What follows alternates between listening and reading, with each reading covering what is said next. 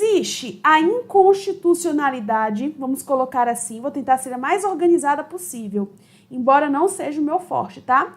Inconstitucionalidade. Muita atenção. De um lado, nós temos a chamada formal, tá? Inconstitucionalidade formal, que divide-se em subjetiva, vamos colocar primeiro orgânica, para ficar mais fácil o entendimento. Orgânica, subjetiva e objetiva. Objetiva, ok? Aí, além disso, nós temos o seguinte. Existe também a chamada inconstitucionalidade material. Inconstitucionalidade material. Certo? Pronto, você já sabe a estrutura da inconstitucionalidade. Só que às vezes vem com outro nome. E é esse nome que deixa a pessoa que está estudando nervosa, nervoso, né? Aparece assim, nomoestática. A pessoa fala, que é isso, meu Deus? Nomodinâmica. Senhor, calma, pessoal. Isso é só a forma de falar, formal ou material. Só que às vezes vem com esse nome mesmo para complicar. Ok? Então, nós vamos colocar o seguinte, quando eu falo de formal, também pode aparecer, e não tem nada demais, significa formal, ok? Nomodinâmica. Nomodinâmica. E quando aparece material, às vezes vem escrito estática. Só lembrar aqui, ó, material tem T, estática tem T, ok? Pronto, nada de surtar, não surte nesse momento. Nomodinâmica, formal, nomoestática, tática tem T de material. Eu gosto desse macete, T de material, ok, pessoal? Então, agora nós vamos entender o que é esse negócio de inconstitucionalidade formal e o que é inconstitucionalidade material.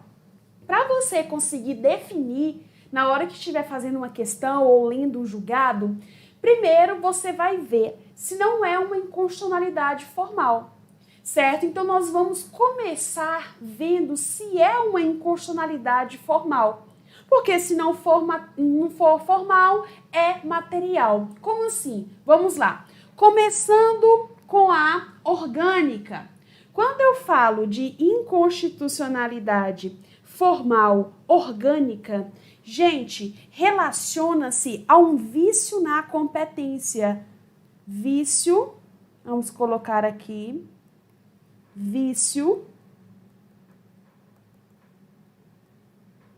na competência.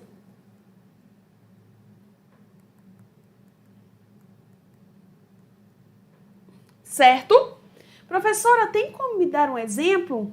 Tem, vou te dar um exemplo. Por isso é importante você se lembrar lá da aula de repartição de competências, que é a minha primeira aula.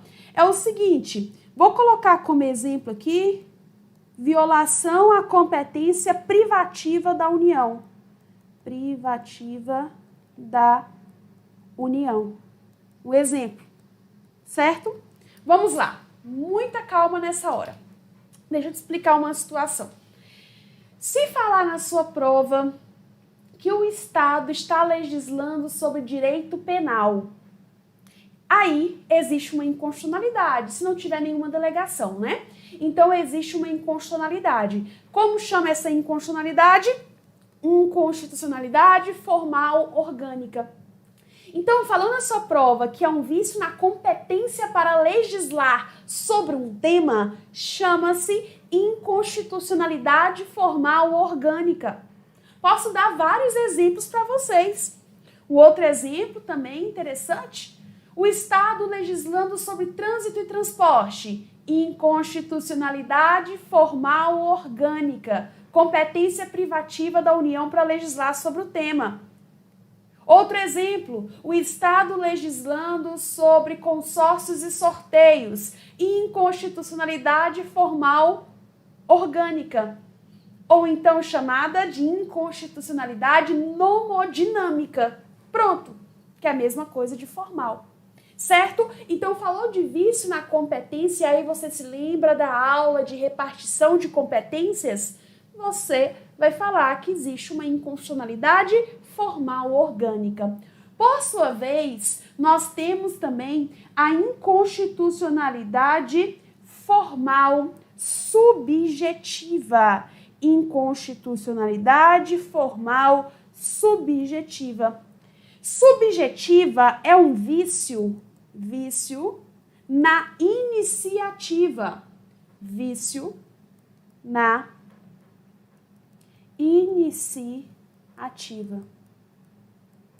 Certo? O exemplo que eu posso dar para vocês é um vício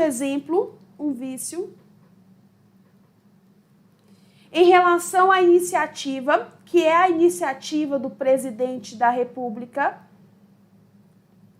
para aumento de remuneração de servidores públicos.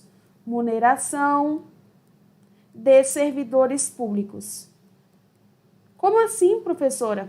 Seguinte, exemplo, competência do presidente da República, tá? Para apresentar um projeto de lei visando o aumento de remuneração dos servidores públicos. Vou colocar aqui o artigo 61 da Constituição Federal. Seguinte, prestem muita atenção neste momento. Olhem aqui. Gente, quando eu falo de inconstitucionalidade subjetiva, é o seguinte: preciso me lembrar da aula de poder executivo. Se você pegar o artigo 61, parágrafo 1º, o inciso 2º, vai falar que compete privativamente ao presidente da República, apresentar um projeto de lei dispondo sobre aumento de remuneração dos servidores públicos, não é isso? Não é o presidente que apresenta o projeto de lei? Isso. Faz de conta que quem apresentou aquele projeto de lei foi um deputado federal. Pode? Não pode.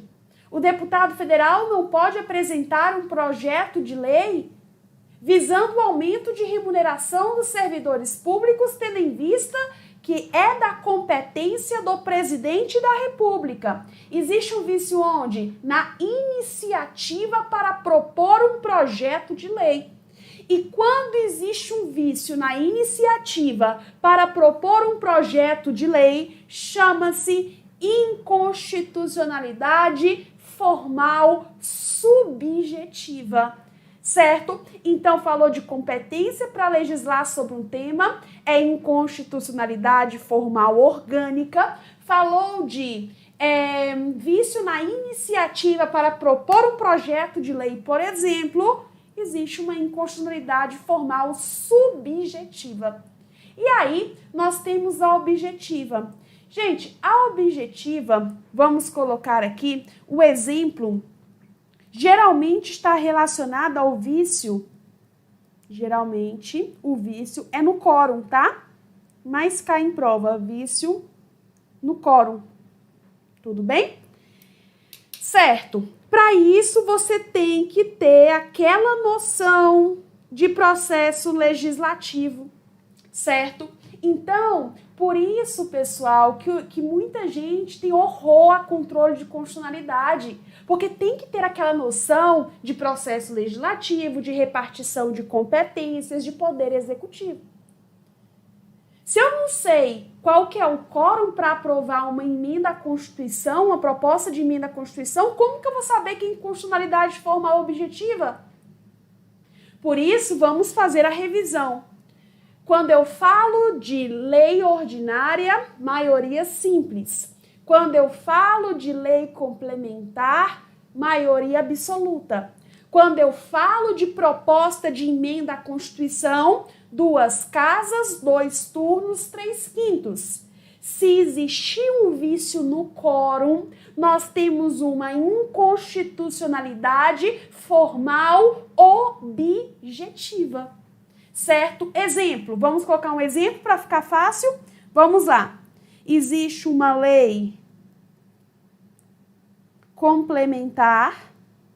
Essa lei complementar, ela tem que ser aprovada por maioria absoluta, não é isso?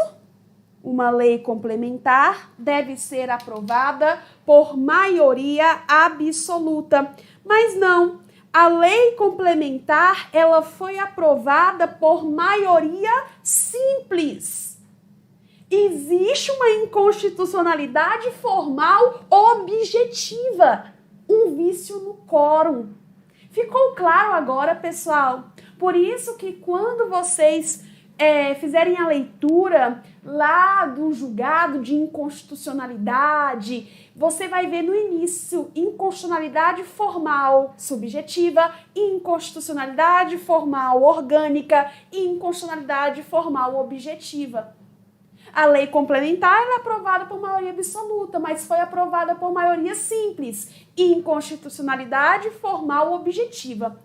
Se vocês estiverem entendendo esse início, eu prometo que controle de constitucionalidade vai ficar fácil.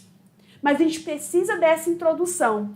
E aí, se não for uma inconstitucionalidade formal, é material. Mas pode ser as duas, professora? Pode.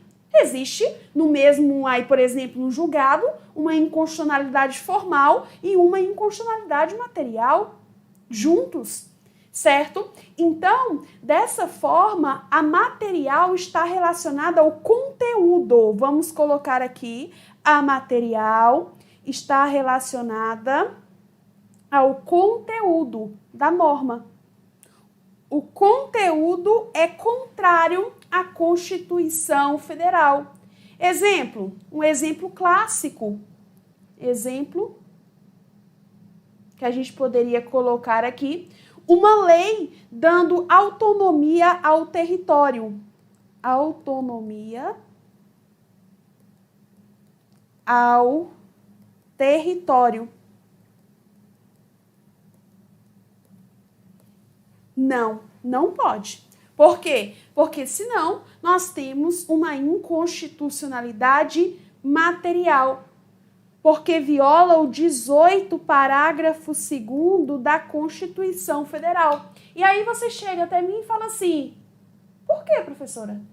Gente, se você pegar o 18º parágrafo 2º da Constituição, você vai ver que quem tem autonomia são os entes. E território não é considerado ente. Território é considerado uma descentralização da União. Se existir uma lei dando autonomia para o território, nós temos uma inconstitucionalidade material. Pronto, esse daqui é o início do controle de constitucionalidade.